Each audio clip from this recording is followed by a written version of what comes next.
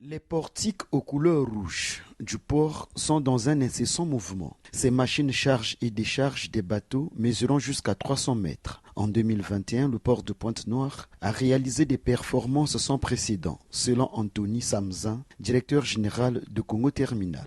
Effectivement, en 2021, nous avons manipulé 1 million d'équivalents 20 pieds, ce qui nous place à deuxième place portuaire sur l'ensemble de la côte ouest africaine et centrafricaine. Après quel pays? Après le Ghana. Le groupe Bolloré a consenti d'importants investissements depuis qu'il a obtenu la concession du port de Pointe-Noire en 2009, comme l'explique Anthony Samzin. Effectivement, au cours de ces 12 dernières années, nous avons investi près de 400 millions d'euros sur les infrastructures et également sur les outils.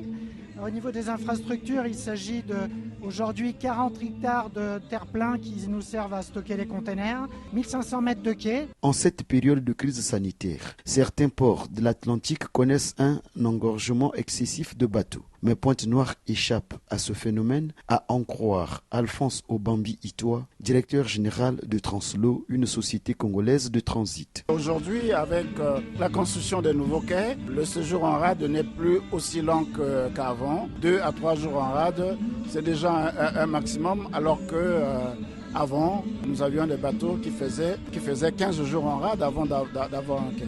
Bolloré va vendre ses activités africaines à la société MSC. Son départ et l'arrivée d'un autre partenaire n'inquiètent pas Alphonse Obambi-Itoa outre mesure. Nous les attendons de pied ferme et nous savons que ceux qui vont venir, en dehors de celui qui viendra remplacer Bolloré, mais il y en a d'autres qui vont venir, qui pourront venir aussi s'arrimer à la dynamique qui est la nôtre. La direction du port autonome de Pointe-Noire vient de se doter d'un siège administratif ultra-moderne, mis en service par le président Denis Sassou Nguesso. Il a coûté plus de 25 milliards de francs CFA. Notre ambition est de devenir un hub de transbordement pour favoriser l'essor de l'économie nationale et de la sous-région, mais aussi un smart port soucieux de l'environnement, a assuré Séraphin Bala, son directeur général.